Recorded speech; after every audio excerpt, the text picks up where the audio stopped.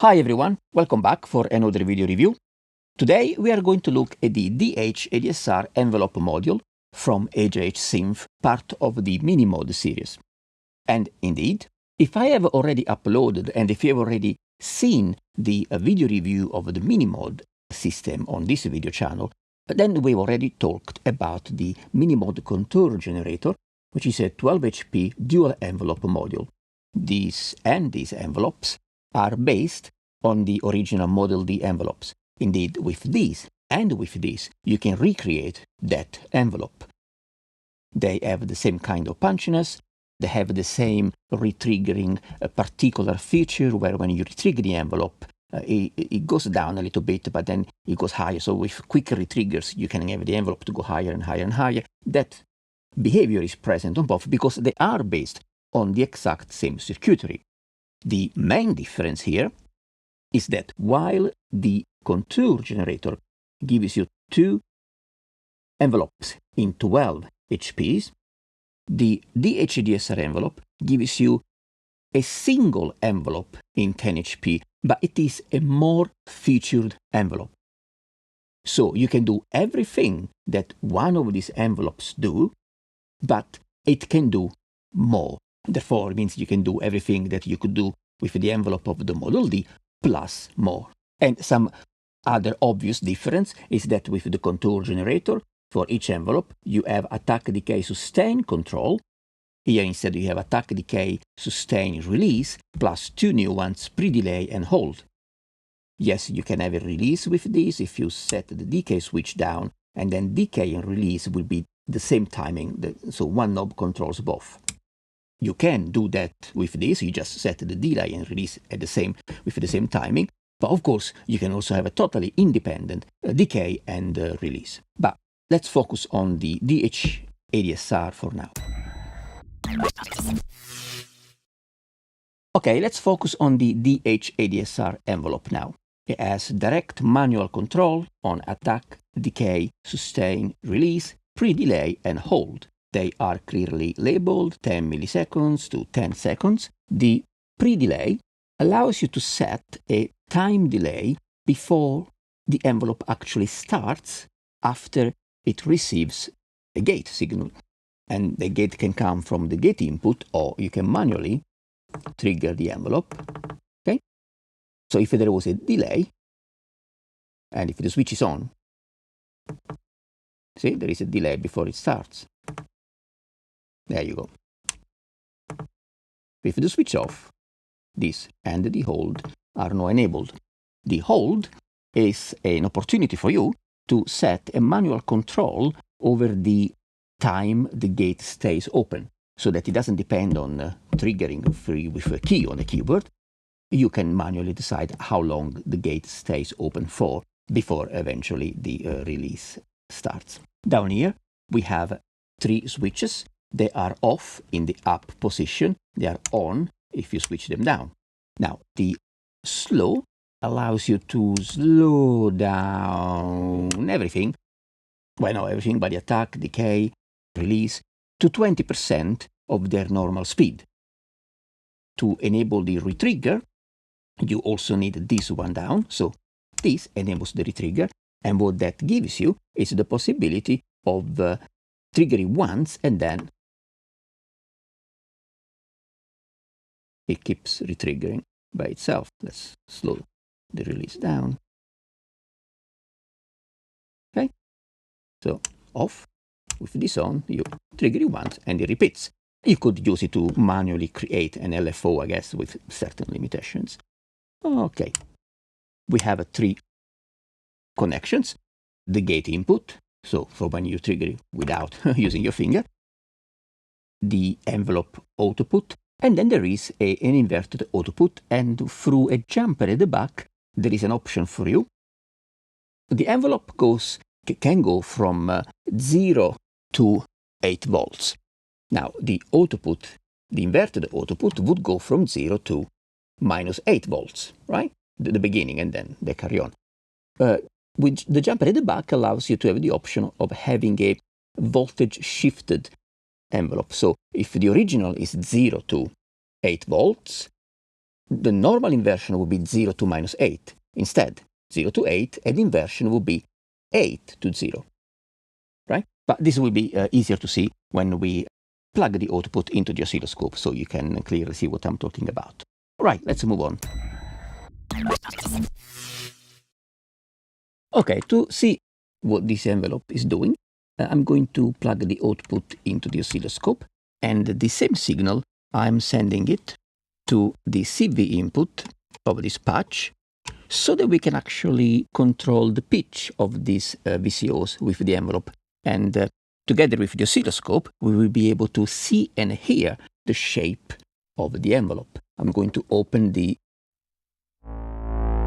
offset on the VCA, because here I'm not going to use gates, I'm just going to let it play. So, okay, now I can trigger this by hand for now. The attack is set to 10 milliseconds.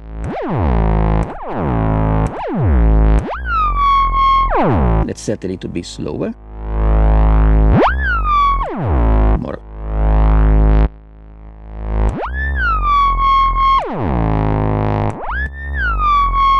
Now, with the manual triggering, if you hold the button down, it will sustain, it will keep the gate open. So you have the attack, decay, and then it will hold the sustain level until I let go, and then it will release. Now I let go and release. We will reduce the sustain. It's a lower level of sustain.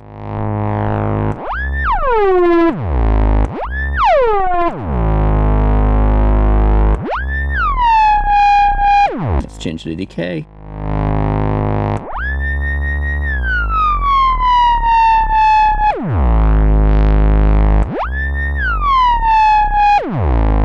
And now to show you the retriggering, which is, I'm not talking about this retriggering, I'm talking about when you retrigger the envelope very quickly with a key or with gates.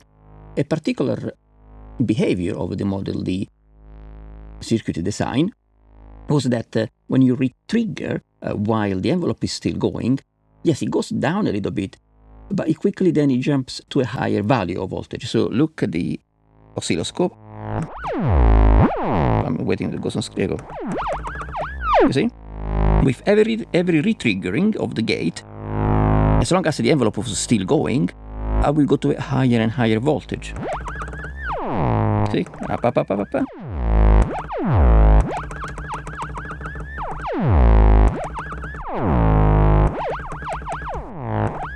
Okay.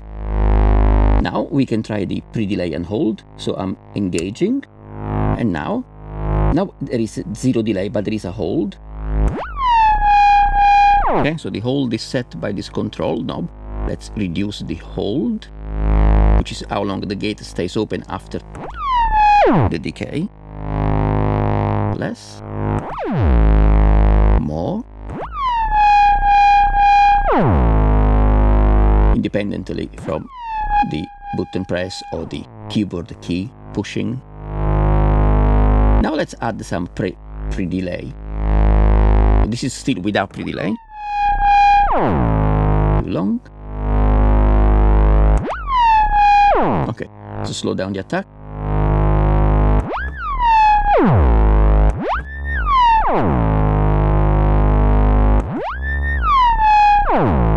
Now I'm going to add some pre-delay, which means the envelope will start a little bit later after I trigger it.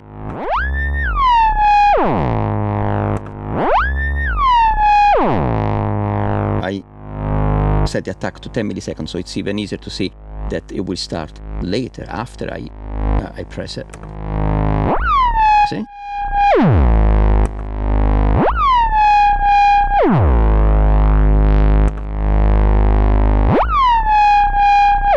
Oh, without pre-delay. But we have the hold. Okay, now let's try the retriggering. I will engage the retriggering, which means I only need to trigger the envelope once, and then it will keep looping.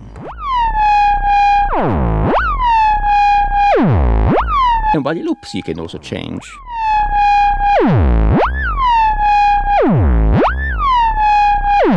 You can also change the pre-delay now.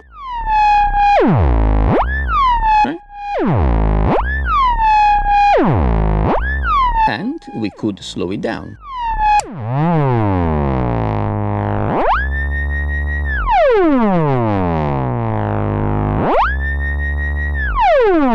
Okay, now let's bring it back to the normal speed and let's look at the inverted output, but I will use another cable so we can see both at the same time.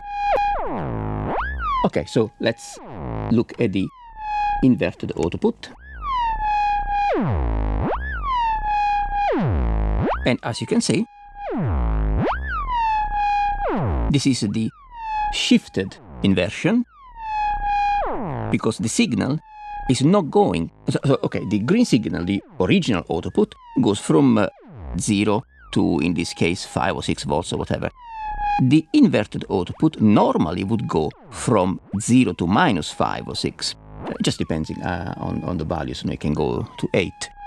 But this one is the shifted inversion, where it's still between 0 and 8. It's just that when the original is 0, this is +8. And when the original is +8, this is 0. So it gives you the opposite shape, which is actually quite useful when combining double control of parameters on synths and so on. If we did not have the jumper plugged in, then what we would see, it would be the equivalent of this. I'm going to send this to the CVBX offset, so we can offset, we can set it to input 2, and we take the output. Okay, so this is what we have now, right? Which is just the opposite, 0 to 8.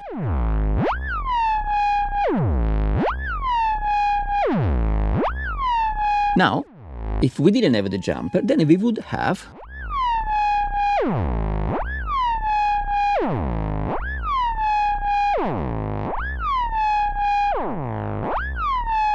something like this, where it would go from 0 to -8.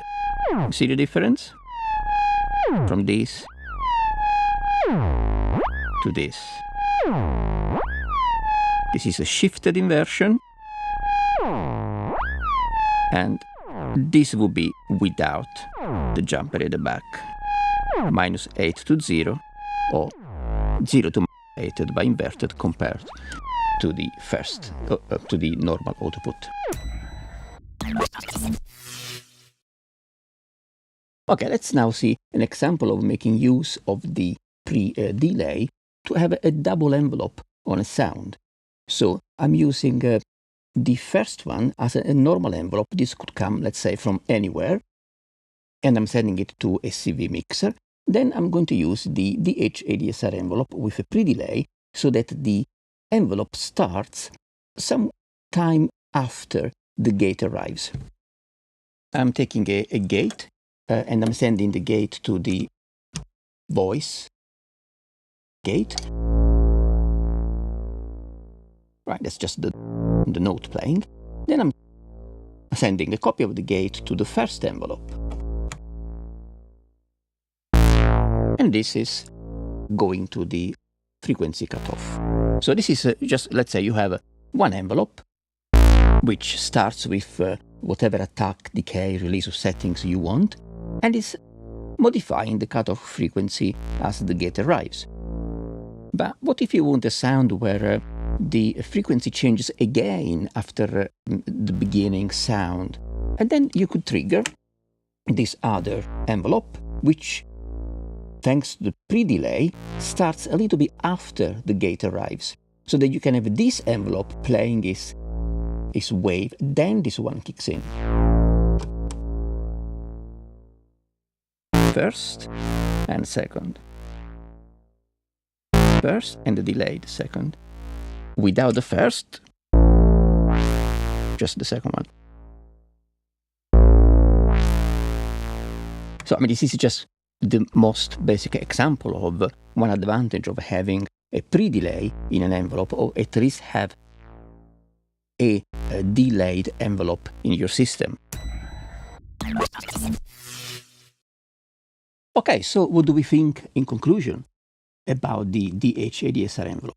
Well, if you're after the Model D type of envelope with that characteristic and specific amount of punchiness, the retriggering, when you quickly retrigger the envelope before the envelope's over, so the voltage goes up, so you can have that kind of playability and sound in your analog synth patches, plus additional features like the specific control for release, pre-delay, the hold, all these things we just talked before, the retriggering, and an inverted output. Well, I think this is the only way to go.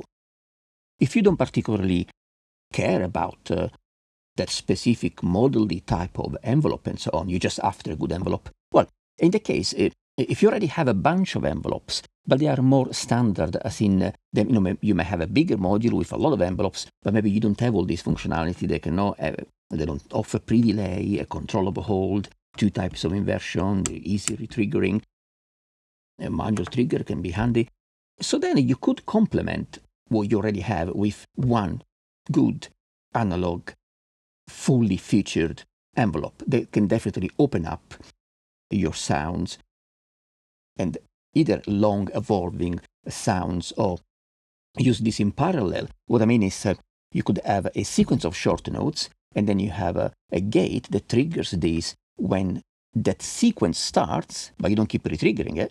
And so after the first few notes, this envelope goes to modify some parameter of the remaining bunch of notes of the one sequence. So I mean, you can be quite creative with this. So again, if you don't have this specific functionality, then this is a great example of a good playable envelope that would definitely be helpful, useful in anyone's system. And please, if you found this video useful, like it, click on like under the video, share it and subscribe, because there will be more videos from this system and other non-AJH Synth modules. I will be uploading them soon. So yes, help me out with likes, shares, subscribing. Don't miss out on my next videos, and have fun. Happy Euroracking!